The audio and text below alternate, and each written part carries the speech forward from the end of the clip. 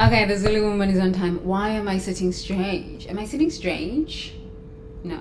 I think it's just because I'm looking at my camera strange. Okay. Good morning. Good morning, beautiful people. Oh. Good morning. How are yous? How are yous? I think that the microphone wasn't perfect yesterday. Or maybe I'm just a perfectionist and I just have to deal with the American training. Thank you, America. You know me, love you long time. Thank you, America. You know what? I cannot not thank America. America was good to me. Yeah, America was good to me until I kind of outgrew. But truly, America was good to me. It was really good to me. So, good morning, visionaries. How are ya? I'm alive. I'm beautiful. I'm awake. I am intelligent. Wisdom is flowing through me. And I love myself. And I honor myself. And I'm just perfection unfolding. I'm just perfection unfolding. How about you? I'm perfection unfolding. I don't know. This doesn't look right. It doesn't look right. How about this? Is this better? Yeah, this is so much better. I gotta fix this. I gotta work on this. I am working on it. Okay, I don't know, but I'm working on it. Just something like this.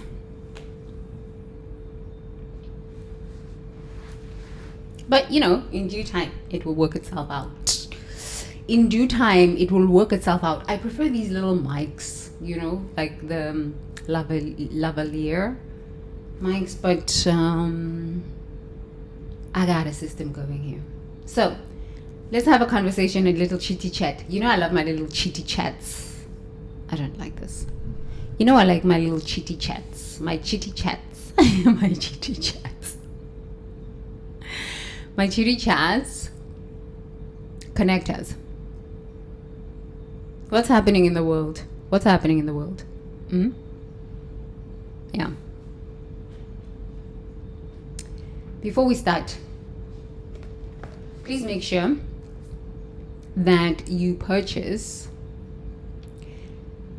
the Truth Seekers Detox on Amazon. Link is below. Please make sure that you like and subscribe. Okay? But please make sure that you purchase this so that you can go through it. I have, what I usually read is the morning section, the morning awakening section. There is the afternoon integration section, and then there is the evening reflection section. So you're missing out if you love the morning section and you are just like, sure.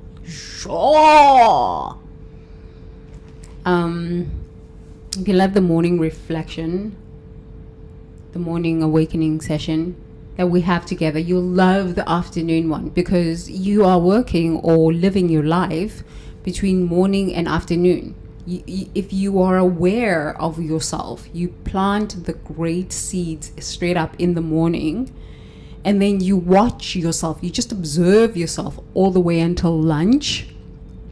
Then you can see whether you've grown or what needs to grow. And then you've got another part between lunch and dinner. And you can grow between that time. And then by the time you get to the evening reflection, you're like, I kind of grown. I kind of have grown. Yeah. Okay. So I have to tell you that I'm not always reading. I read the afternoon one, but the evening one I haven't. So now I'm actually going to start going deeper into the evening ones. But it's been really good to just read the morning ones. I think let's breathe. We need to breathe. This is what I was thinking. I had a really great one planned for you. I was like thinking we'd tap into the infinite. It would be really great to tap into the infinite, but I think we really need to breathe. We need to breathe. We can tap into the infinite after the reading. Okay, so please gently close your eyes. Roll your shoulders back. Roll your shoulders forward a few times. Yes, it's good to roll your shoulders. Roll your shoulders back, forward, back, forward. Just feel your body. Just feel your body. Just feel your body. Whoa, just feel your body. Just feel your body. Just feel your body. Just feel your body. Ooh. Okay, neck. Please turn your neck to the left. Slowly turn your neck to the right.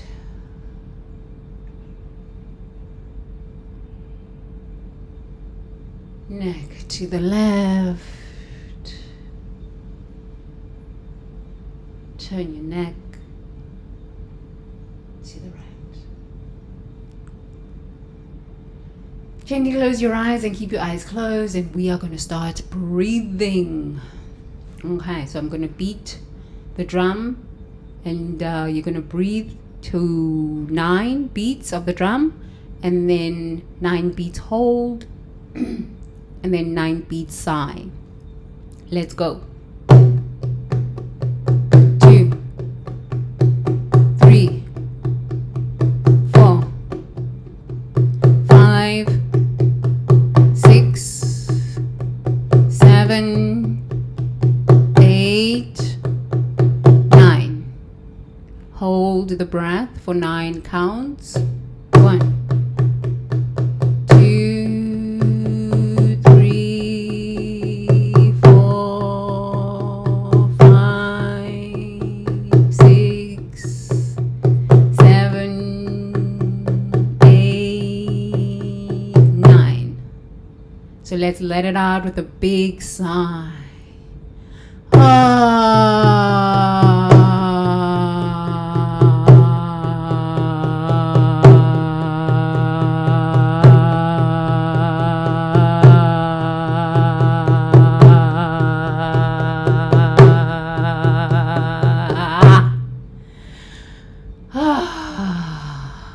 That feels so good. To just let out the breath. Just let it out. So many of us are walking stiff with trauma and anxieties and all sorts of these labels that we give ourselves. Oh no, we're not doing that here. We are breathing. Okay, let's start again. Deep breath in. 1, 2, 3, 4, 5, 6, 7, 8, 9. Let's hold. 1, 2, 3, 4, 5, 6, 7, 8, 9. Good. Let's let it out.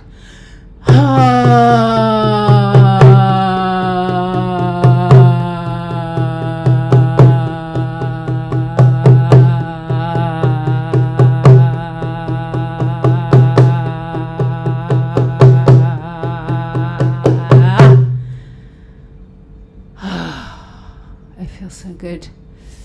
It feels so good to just let out the breath. Let's go again. Breathing in.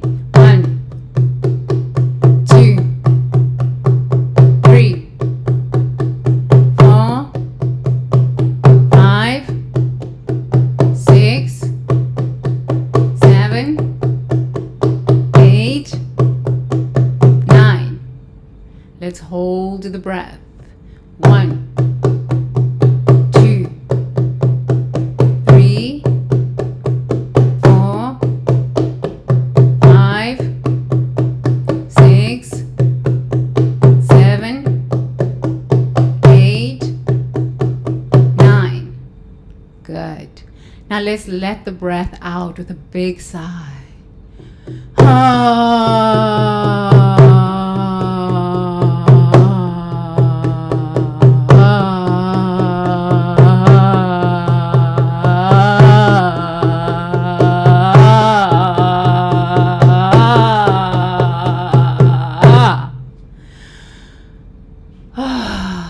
Oh my God, that is just so refreshing. So refreshing. 2 more. Let's go. Breathing in. 1, 2, 3, 4, 5, 6, 7, 8, 9. Good. Let's hold the breath. 1, 2, 3, 4, 5, 6, 7, 8, 9, 10. Ooh, we went for a while. Let's let it out. 1, 2, 3, 4, 5.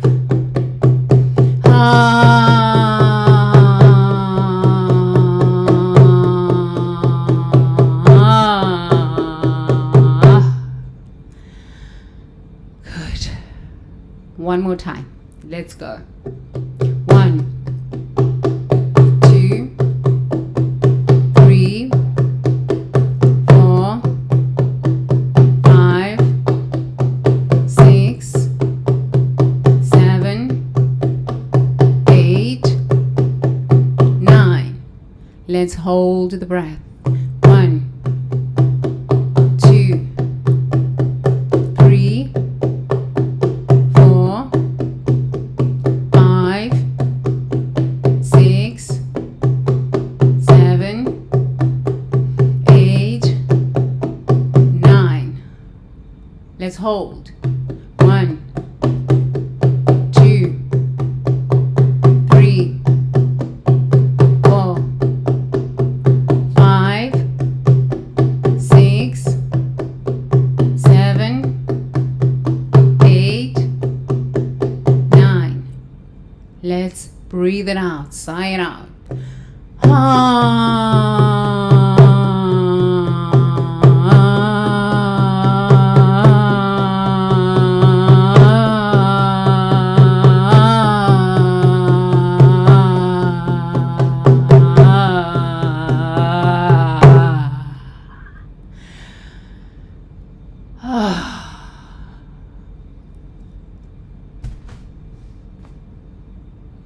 Good.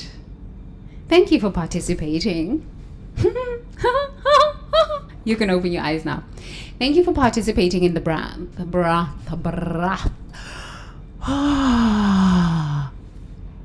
Thank you for participating. If you have anger issues, that kind of breath, that breathing technique, it does something. It does. I swear to you, when I was in deep rage, like this was like a rage that I didn't even understand, I used to just go out into the desert and scream into the void of the desert. When I was in anger in the jungle, I used to just go outside and scream, and like I would stop, pull off in the part of the jungle where nobody was, no scooters, no cars, and I would just scream,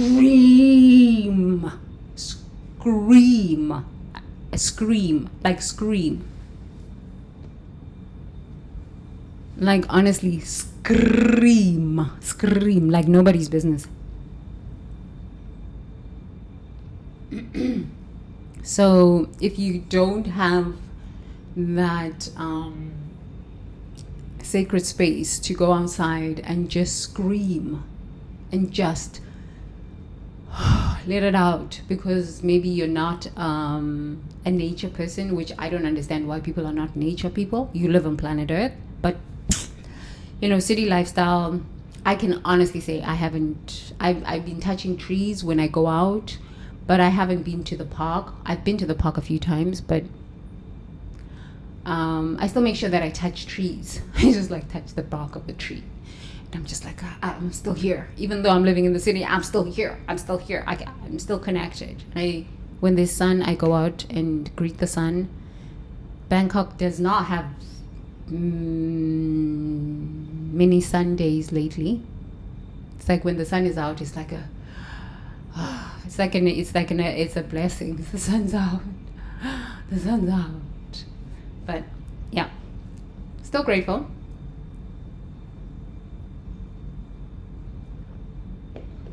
If you are having trouble with overthinking, that breath work is really good for overthinking, because for 5 minutes or 10 minutes, all you are engaged in is taking oxygen into the brain and breathing out carbon dioxide, as we would say in Africa. Carbon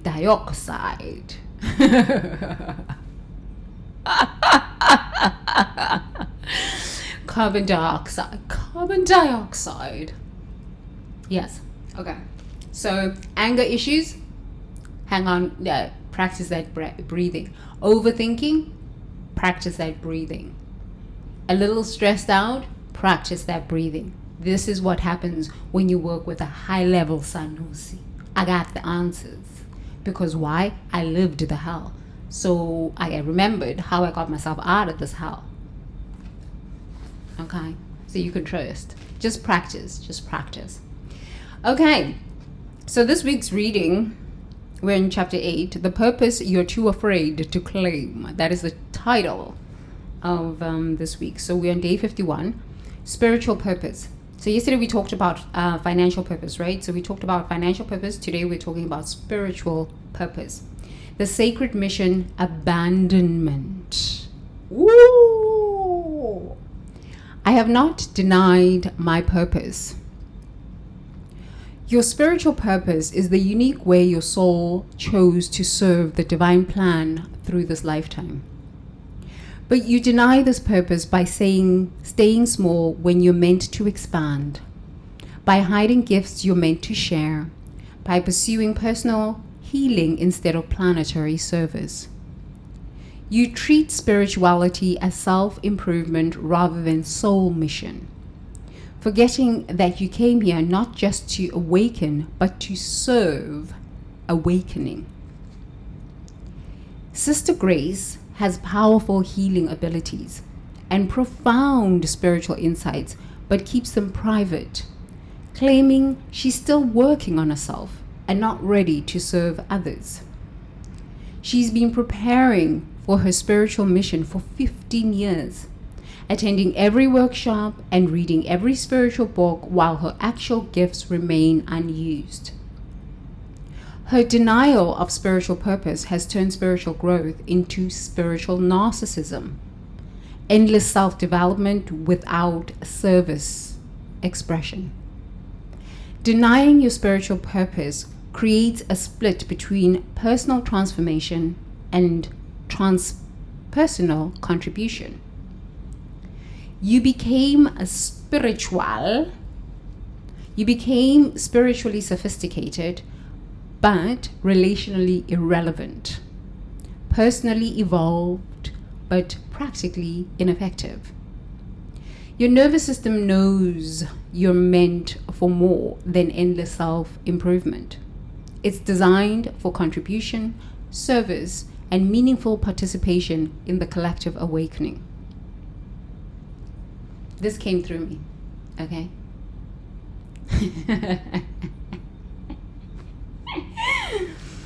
Embodiment practice. Feel into your spiritual gifts, the way you naturally heal, inspire, teach, or serve others. Notice what happens when you imagine sharing these gifts more widely. Does your body expand with excitement, or contract with fear and say, I honor my spiritual purpose through service. My gifts are meant to be shared, not hidden. Okay. Okay.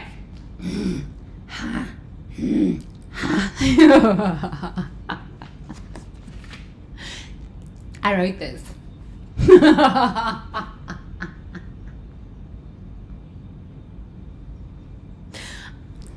I wrote this. My frequency wrote this.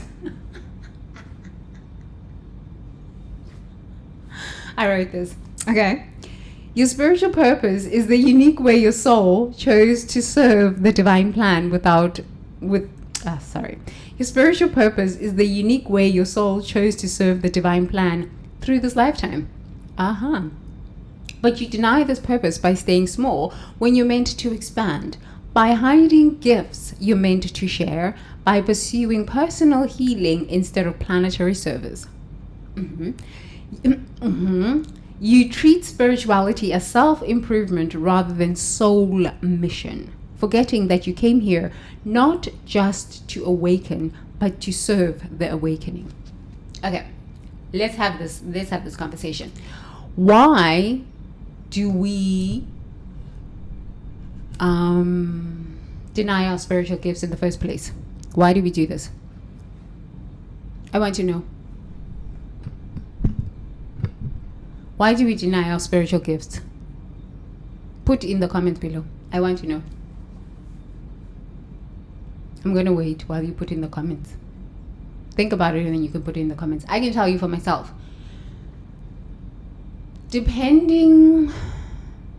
Maybe this is a limiting belief, but depending on how powerful your spiritual gifts are, and how many lifetimes you've had these lessons and been developing these spiritual gifts over many lifetimes, continuations of lifetimes, you unconsciously remember the harming and the wounding that you experienced as a soul over many lifetimes.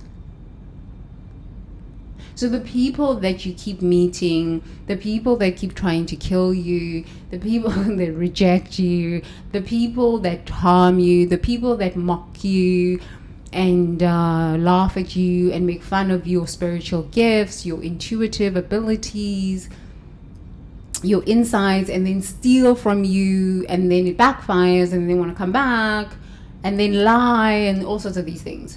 Okay, these were people that you were with in your past lifetimes. And they probably did the same thing in a past lifetime. So in this lifetime, you had to meet these people again. Because remember, we've been talking about it, that God does not die. Energy cannot be created nor destroyed. So these people just keep cycling until you get the awareness that you're supposed to get by being in these relationships and being with these people. You get the awareness. My dad knew that he was going to die. He said it to me in 2018. He said, they are going to kill me. But here's a Mont Blanc pen. Write. You are good at writing and you are so good at speaking, but you have got to speak the truth. They are going to kill me. But remember, I will be there with you for all of eternity. Well, he didn't really say that in those words, but he says, nothing is going to happen to you. I will be there with you. But they are going to kill me. He knew that my mother was going to kill him. He knew because he told me. And he was like, they're going to kill me. And they're going to lie about it. So he was already prepared for it. Can you imagine what kind of a visionary that is? And he's like, but continue. Here's a pen. Continue. I'm giving you high-class pen. It's a Mont Blanc. And that was gangster. He had a collection of Mont Blanc pens because when he was super successful, making a lot of money before his spiritual awakening, he used to collect like expensive watches, expensive suits, expensive pens. But pens were his thing because my dad was a reader and a writer. He loved writing. And he loved reading. He read so many books. So many. I think that's why I just love reading books. I used to check out 21 books every 6 weeks. I did that for years. That's why I loved America, and I didn't mind paying my taxes in America, because there were so many libraries in Las Vegas that I used to just run around and go and get 21 books here, maybe 10 books here, another 10 books here. And if there was one other book that I was missing, I would run and find another book at the library. Sundays were my days to go to the library every 6 weeks, 4 to 6 weeks, to just go get 21 books. When I was living in New York, it was the same thing. I used to just run around to all these libraries in New York City and just go and take books out, check out books. And on the train, I was reading to work. I was listening to audiobooks. At work, when I was working, I was listening to audiobooks. Yeah. So all the people that you have had growth experiences with, and you haven't finished that growth experience with that person, is going to show up in this lifetime, because energy cannot be created nor destroyed. And it is your growth work to either end those relationships, close out those chapters, learn what you need to learn, and get on with the business of living your life, your soul purpose, and why you're here. So the reason we take time to embody, accept our gifts, do our work on this planet, is because, number one, we have a lot of fear around what happened in previous lifetimes. Because it's not parallel lifetime, it's not past lifetimes, it's parallel lifetimes, because energy does not die, right? So your previous lifetimes are your current lifetimes, it's just parallel. Because energy cannot be created nor destroyed. There is no linear. Especially when you're on the spiritual growth and you're like moving ahead, sideways. It's non-linear. So that's why a lot of spiritual people, especially high level spiritual people, seem disorganized. And the focus fools were like, oh, but like, you're so disorganized, until they focus, stuff starts backfiring on them. They're like, oh, I guess the disorganization is really a genius way of moving around. Because you can achieve all of these things by being a focused fool, but when they start backfiring because life is change is life, then you don't know what to do, because you haven't given yourself a bigger picture. You haven't zoomed way out and looked at the bigger picture. And what seems like disorganization for a lot of geniuses is actually progress. I know that I cannot be manipulated easily or trapped into stuff, because I've tried so many things. I've tried so many different jobs. It seemed disorganized. I've worked with so many different people. I've sat with so many different people. I talk to all sorts of people. A construction worker on the side of the street. I talk to an elderly person. They will tell me their stories. I talk to CEOs. I talk to janitors. I treat them the same. To me, you're a human being. You're breathing. Except if you're kind of like very low in consciousness, not meaning very low in like the kind of work you do or where you live or how much money you make. That to me doesn't matter. For me, it's the character of the person. Like if you're just... I spoke to a friend of mine yesterday and they said I mustn't call people stupid dum-dum, so I'm not doing that anymore.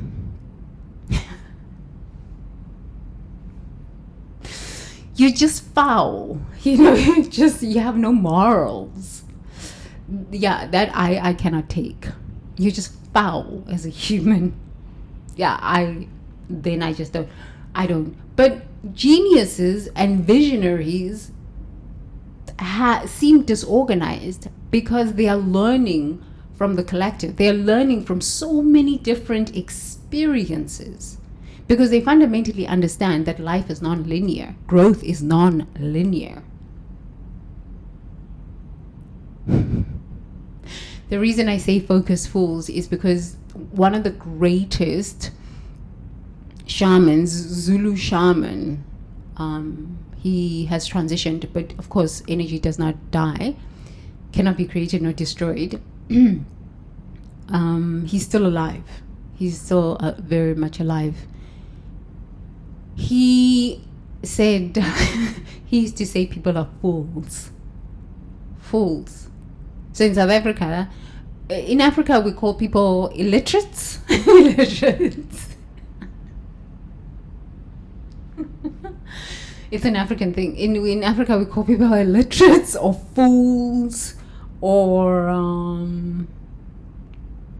I say stupid dum-dums, or what is the other word?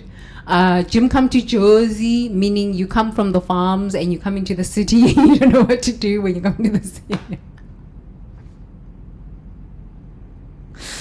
Some of the people that come from the farms or from the rural areas are actually smarter than the city people, because the people from the rural areas understand the laws of nature, they understand the laws of life. But the city people, because they think that they are smarter and they are more high class, they look down on the rural area people, on the people that come from the farms and stuff like that, right? So we would say in South Africa, Jim, the name of the person would be Jim, come to Jersey, which is Johannesburg, right? So like if you're from Idaho or from the middle of America where they grow potatoes or something like this, and you land in New York. I used to see them when these people, when I was living in New York, they would just be like,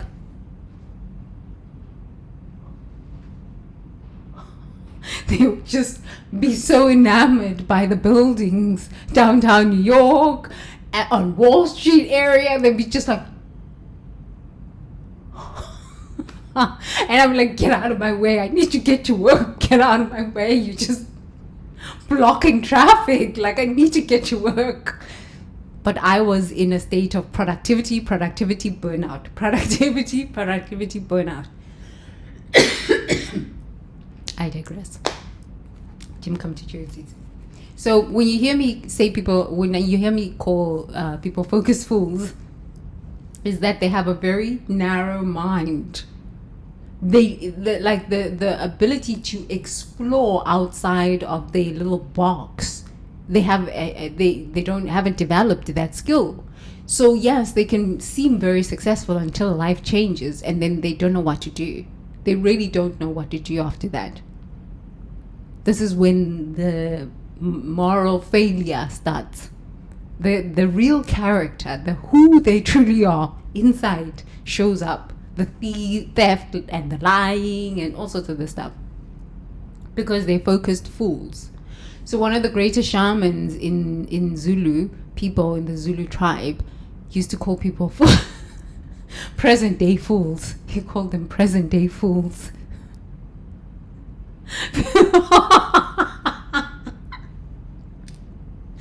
Do you think I've been a present day fool? Yes. Do you think I've been a fool at times? Yes. The reason you're going to love being here is, I laugh at everything. I don't take trauma very seriously. I laugh. Yeah, I mean, there's the pain to trauma, there's the hurt, and there's the confusion, but I laugh at it. I just laugh through it.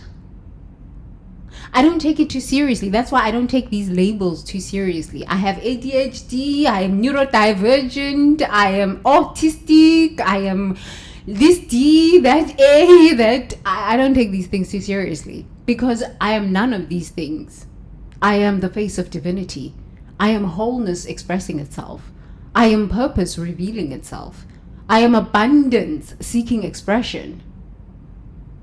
I am joy expressing itself on a daily basis. That's why we get to laugh here.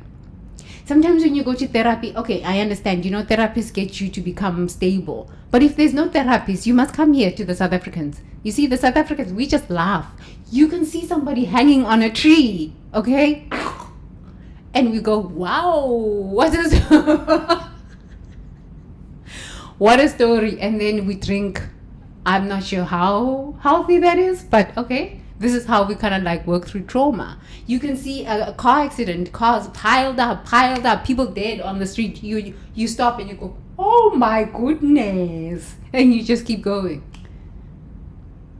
We just laugh through it. I don't know how effective that is on a long term. I don't think it's really effective, but this is why I am grateful that I went to America and studied psychology and was able to go through my own knocks, bam, and get up again and go, whoa, I'm invincible.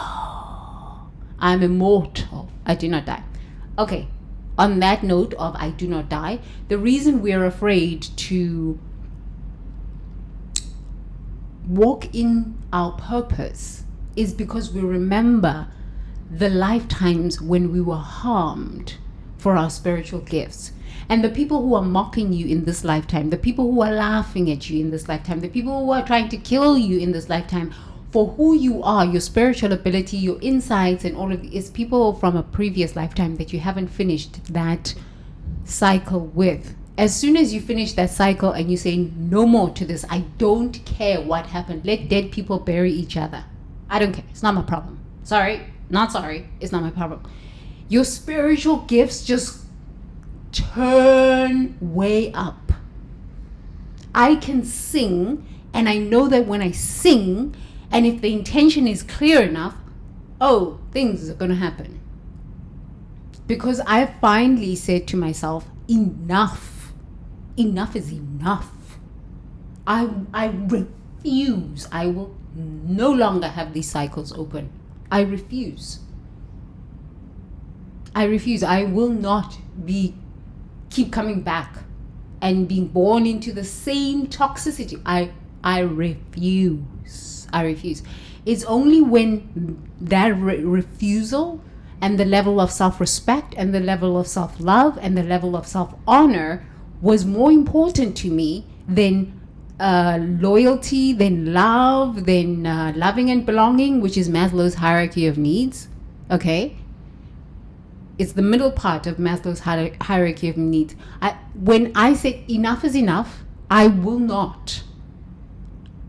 My self-respect, my spiritual gifts, my ability to complete my purpose in this lifetime without getting killed is more important than anybody else's problems. This is when my spiritual powers, my spiritual gifts started strengthening. They were like, I said, when I beat my drum, last year I was beating my drum and I was just like, bang, bang, bang. And I was so angry, which is energy, right?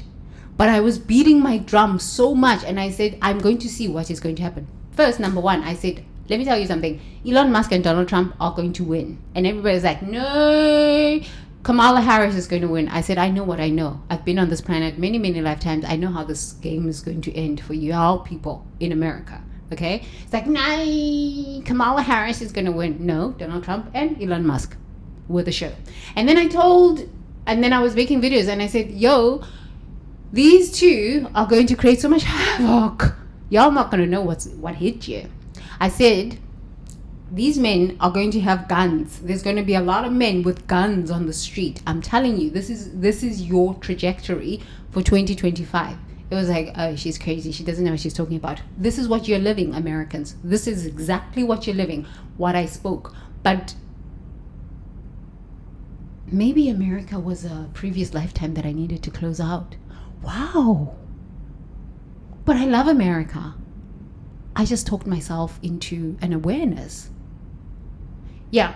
So what I'm sharing with you, and the reason I'm sharing the story with you, is not because I'm some seer or some psychic, or it is because when you close out chapters and you say to yourself, I refuse to engage with people who function at a very low level of human consciousness. I refuse to be around people who just want to go to nightclubs and need to find a man to make love to me so gently, any of this rubbish. I refuse. This must get out of my life. I would rather walk alone. I would rather sit alone. I would rather just listen to the birds and let the sun tell me what's going on. Okay? This is what I did the whole of last year. You become so tapped into universal wisdom, and you can see things, you can know things, and you can see patterns way before the general public sees them and knows what's going to happen. I have been able to predict a lot of things with such accuracy, but I didn't trust myself because I was around a lot of noise, just like present day fools. They couldn't see anything. And then when I realized, oh my God, these people don't see anything. And instead of being curious and asking, they're not at the level of consciousness where understanding is a thing. Learning is a part of their repertoire. They're not, and they're wasting my time. I need to get away from these people. But try getting away from people like this. Oh, they'll create a nightmare for you. Because they live in a lot of fear. It's something. But the reason I'm sharing this with you is that when you have the confidence and the courage to listen to yourself, and that might mean that you spend a lot more time with yourself, you will know the secrets of the universe. The universe will give you its secrets. It even says it in the Bible. You will know the secrets of the universe, and whether they laugh at you, and whether they mock you, or whether they say you don't know what you're talking about, you'll be able to stand in your own truth. It's not going to be easy. Oh, it's not easy. Sometimes it makes you feel like you're crazy, okay? But this is the nature of human. It's just the nature of human. But what I am going to say to you is that you need to walk, be able to walk alone, be able to stand in your truth and live on it and stand on it, no matter what happens. And when it all starts collapsing and it's falling apart, and you can just say, I told you so. I told you so. But you're hurting my feelings when you say that. But I told you so. So this year, I'm not predicting what's going to come in 2026. I don't have to do that because I did it in 2025. And now we're just going to have a continuation of this at an accelerated rate. Why do you think I know this? And I don't have to predict everything that's going to come in 2026 because I lived through Apartheid 1.0. So Apartheid 2.0 is just going to be more intensified. And this was just the start. We're only at phase 2. At the beginning of phase 2, we haven't even gotten to the middle of phase 2. Right? The middle of phase 2, I haven't received the download. We are at the middle of phase 2. No. We're still at the beginning of phase 2 and everybody's crying. They are up in arms crying. I'm not sure what's going to happen when we get to phase 5. I have no idea what's going to happen when we get to phase 5. Actually, I do have an idea of what's going to happen to phase 5, but why put out that negativity? But it's not negativity, it's truth. Okay, so that is the reason why we treat spirituality as self-development and soul mission, forgetting that we came here not just to awaken, but to serve awakening. Because serving awakening means you're talking to people who mock you, who laugh at you, who isolate you, who reject you. And then when, the rubber meets the road, when it starts backfiring, they want to come. Please help me. No, I won't. No. Why should I? I only work with those that have gone through their own hell. Honestly, this is what I've come to understand. Until somebody has gone through intense hell and they are like, maybe in the void, in the Bible, they call it the wilderness, right? So if you're a Bible reader, Jesus went into the wilderness. Most prophets went into the wilderness. But quantum physics, let's say, anthropology, we'll call it the void, right? So until you are in the void or you've experienced collapse or you've gone through the void, I don't want anything to do with you. And you as a visionary should be this way too, because these people will waste your time. They just want the end result, but they don't want the work it takes to get to the end result. They just want all of the wonderful things at the end. But the work it takes to get there, they don't want that, which is the work of becoming, which is the work of building character. And if you take these people on and just drag them with you, they will destroy you because they have no brains. They haven't developed the neurosynapses. Just when I say they have no brains, I'm telling you for reals that they have no brains.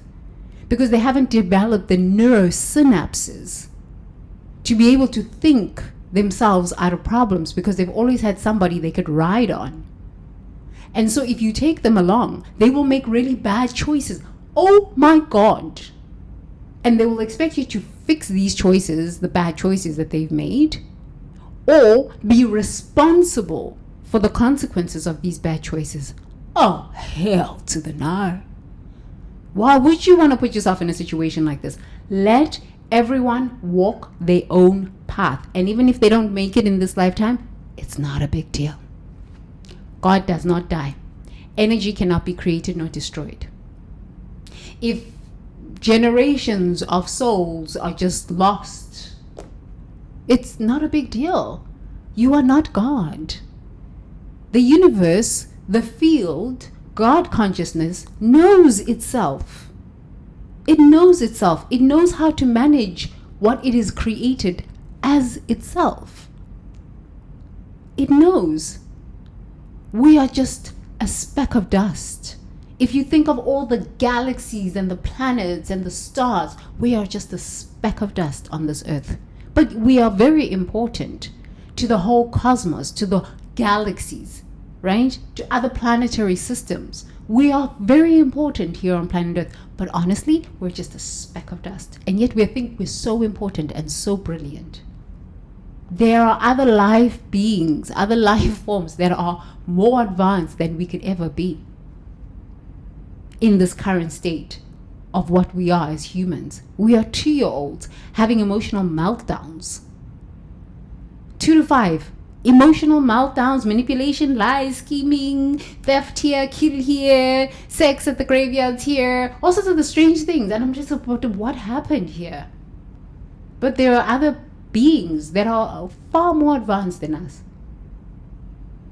So, if you're a very high being and you have just been always on the spiritual path or into pattern recognition, quantum physics, and you're just kind of a strange one, you know, you're kind of a loner and you're kind of strange and you're kind of weird, and they've labeled you with all sorts of these labels: ADHD, neurodivergent, autistic. Tell them, Teacher Tembi, she be like, don't label me. I am divinity expressing itself in uniqueness. Yes. Because you know why they want to label us? They want to label us because they want to box us. So if they give you a label ADHD, you must behave this way, you must behave this way. Yes, you probably have different ways of thinking. Your brain works in a different way, but who cares? Figure your way out. Figure your way around life. Don't label yourself so that people can keep you in a box. Oh, you're neurodivergent, you should feel bad, you're disabled. What? Disabled how? I predicted what's happening in America 2025, and I said this is going to happen. Apartheid 2.0. Welcome to the show. And it's just beginning. So maybe I'm neurodivergent, maybe I'm autistic, maybe I'm ADHD. Who cares? I predicted this. Okay? So don't worry about what people say about you.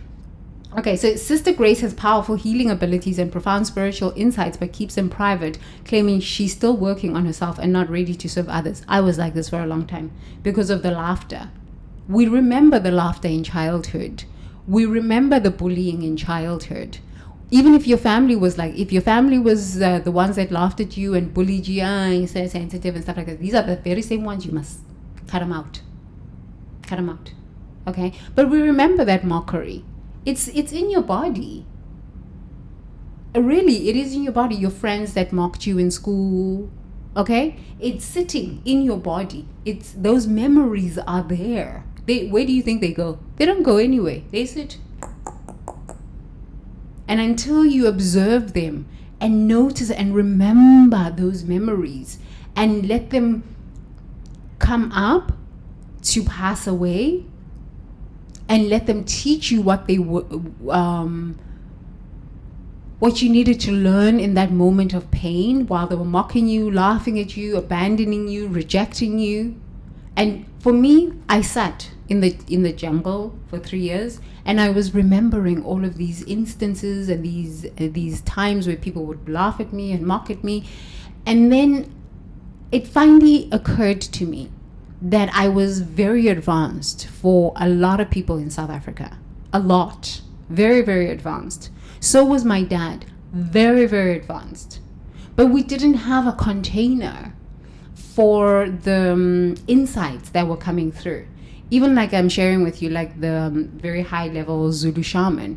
People came to his house, burned down his house, and he was like, this man was hella smart, okay? Like a savant. Savant. My dad is also a savant. Like crazy smart. These people in South Africa burned down his house. They beat him. They killed his wife. It's like...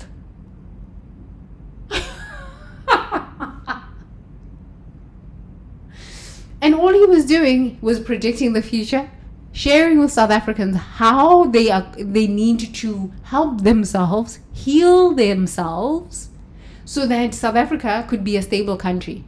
These people, they beat him. Can you imagine beating a savant? Can you imagine beating a person like who's this man? Steve Jobs, who brought in iPhones. You can say iPhones and phones did, harmed humans or whatever, it doesn't matter. But this man was a pretty incredible genius, no? Right. Can you imagine beating him, burning down his house, killing his wife? For what? He's a savant. He's a genius. But this is what Africans do to their geniuses and their savants and the people that are there to actually help them progress in life. This is why Africa is what it is. I'm just saying. So don't feel sorry for Africans. Don't feel sorry for any country. Why? Because you don't know the energy and what they do to their savants and their geniuses. Don't feel sorry for anybody. Feel sorry for yourself and put the mask on yourself first. Yes. Because you know why? What happens when you do that is you start accepting your own spiritual gifts. You start seeing the genius inside of you. You start healing your own traumas. You start accepting your own magnificence and your own brilliance and your own joy and your own ecstasy. And then you become the living example for others without having to take them on as charity cases. Yes. Okay. And you get to heal your past lifetimes. Okay. And as you heal your past lifetimes, you empower your present lifetime, which empowers your future lifetimes. Because if you heal your past lifetimes, okay, we'll just call it parallel lifetimes because they're happening simultaneously. You get to empower your present lifetime, meaning you get to get rid of these people. They just go away. And then after that, it empowers your present lifetime so that you can fulfill your purpose in this present lifetime, which when you take your last breath, you will take your last breath in a state of ecstasy, meaning you will never be around these people ever again, because the assignment or the lessons or the awarenesses and the gifts that you came to embody within each other, activate within each other, is complete. It is finished. It is complete. And then you can just move on and you can meet beautiful people next lifetime. Yes, this is the power of this work. So that's why you must come here and sit with me. Okay. So let's go on. She's been preparing for her spiritual mission for 15 years, attending every workshop and reading every spiritual book while her actual gifts remain unused. I was here for a long time. Honestly, I gotta tell you, I was here for a long time. Her denial of spiritual purpose has turned spiritual growth into spiritual narcissism. Maybe I'm a spiritual narcissist. Maybe. I don't know. I don't label myself. Endless self-development without self-expression, without service expression. I am now living my purpose. I can honestly tell you, it started like last year this time, October, where I just started speaking I said, I don't care if I am mocked or laughed at, but they will see what is going to happen. The world is experiencing Donald Trump on steroids. The world is experiencing the combination of Donald Trump and Elon Musk and Peter Thiel on steroids. You're living it. Every single country, because they got you with either the USD cuts, US aid cuts, or they got you with tariffs. So, call me a spiritual narcissist, but no, not really. It's because last year I finally decided I am going to speak my truths. I am going to live in integrity. And what Spirit tells me to speak, I will speak. And when Spirit tells me, shush, keep quiet, do not speak, I will not speak. Yes. So I encourage you, if you are tapped in and you are hearing, but sometimes, we think it's us speaking and it's not really us. It's our trauma. We think it's Spirit speaking and it's not really Spirit. It's our trauma. It's our unhealed aspects of ourselves.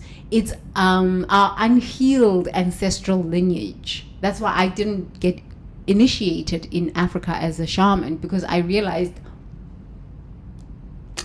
no, African ancestors are traumatized. A lot died in pain, crying, poverty consciousness. Many died in very low levels of spirituality. Why would I want to take this on? Why?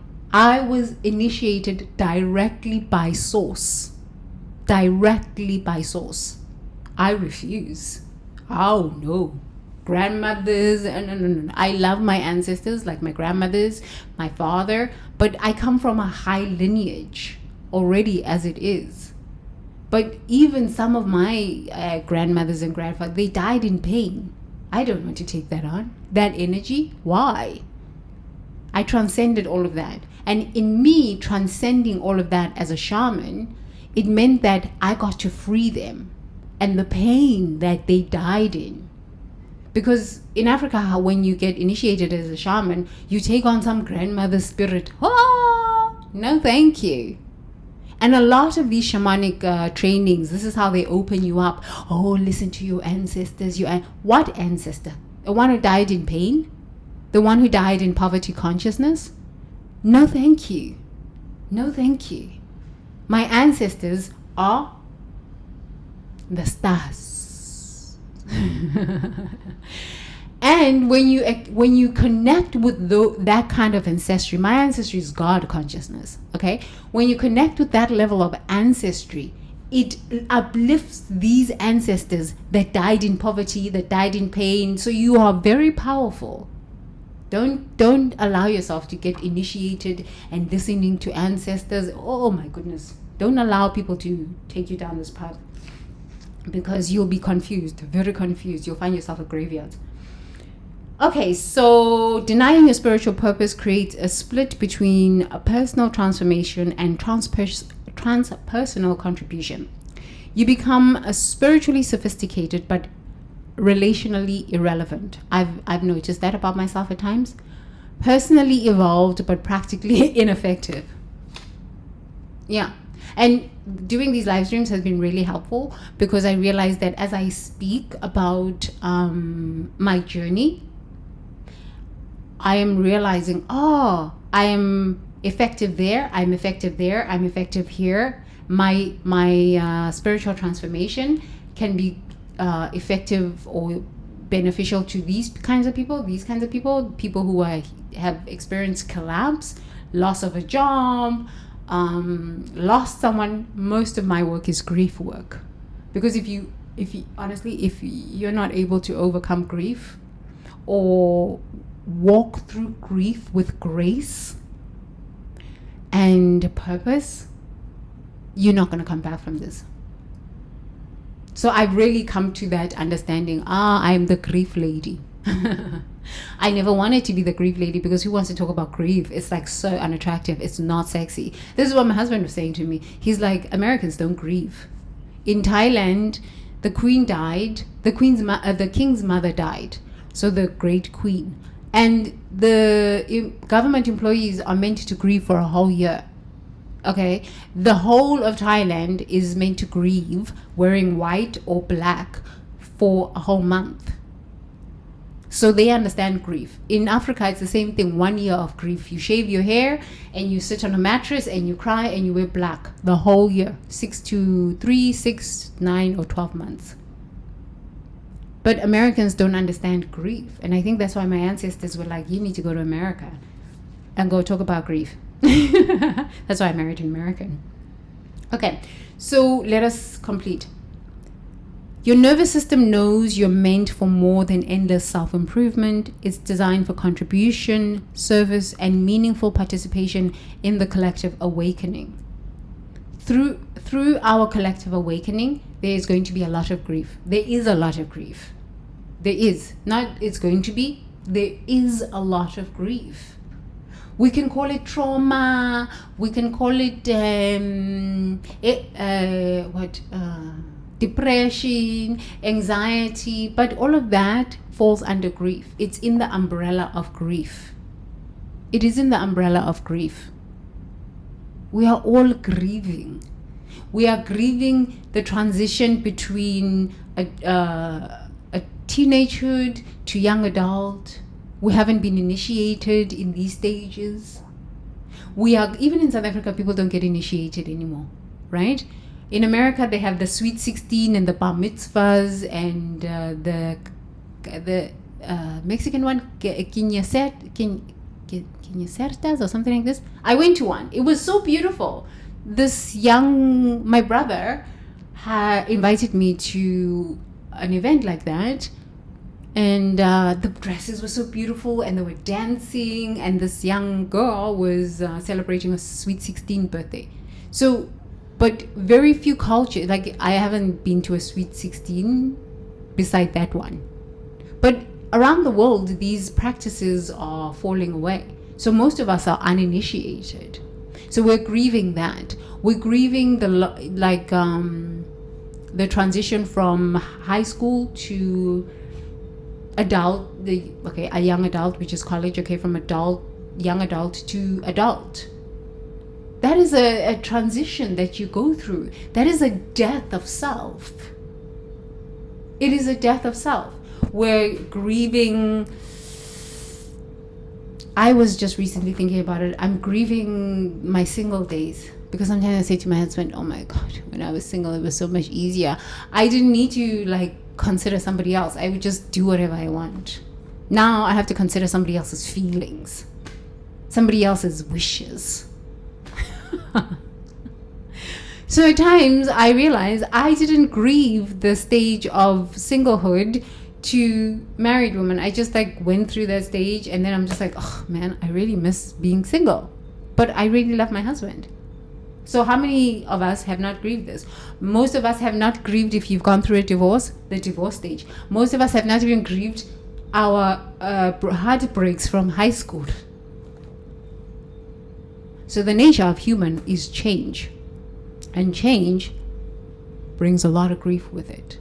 And if we haven't sat with the job losses, the parents who have died, the dogs who have died, the cats the pets who have died, the friendships that have ended, the money that has been lost, the dissolution of the awakening to false beliefs we've had, when you awaken to some beliefs you've had that have caused pain in your life, the grief from that, the money you have lost, the opportunities you didn't take because you were playing small so that you can make other people feel comfortable, the self-abandonment. Oh no, grief is the nature of who we are.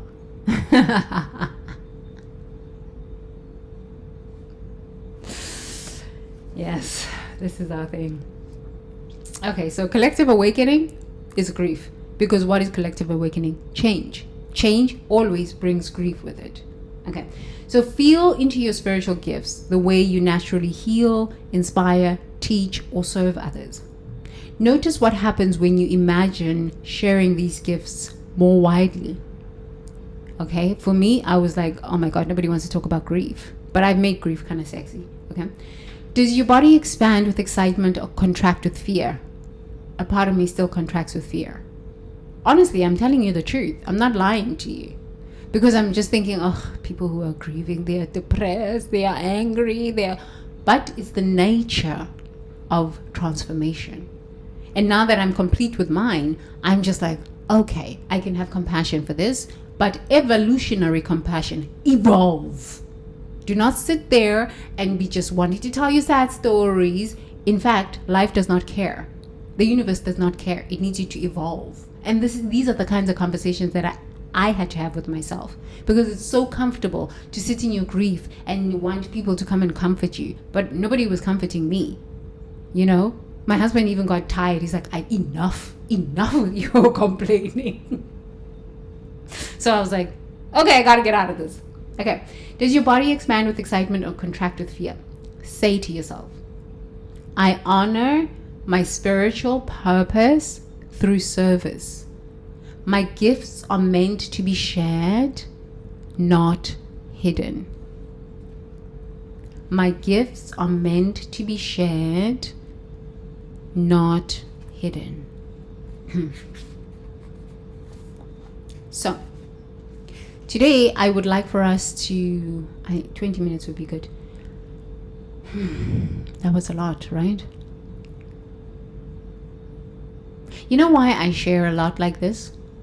I was having a beautiful conversation with one of my friends yesterday, and we were sharing with each other that not very many people hear people tell truth or have really insightful conversations.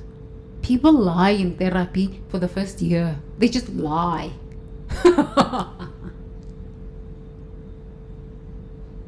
Because we're not used to telling the truth. I don't know, as a species, like, truth is something that we just not used to telling. And I think I've remained friends with this incredible guy, because he was one of my first clients that just told truth for what it was, and he had no shame. I was like, wow, what an incredible man. Just truthful. Very truthful. I appreciate people who are truthful. Actually, my husband is that truthful. He's blunt in his truthfulness, but very gentle. But I really enjoy people who tell truth. I can't take fake and lies. Like that, it makes my blood boil. It really makes my blood boil. And I hate myself when I'm around people like that. I really love people who tell truth.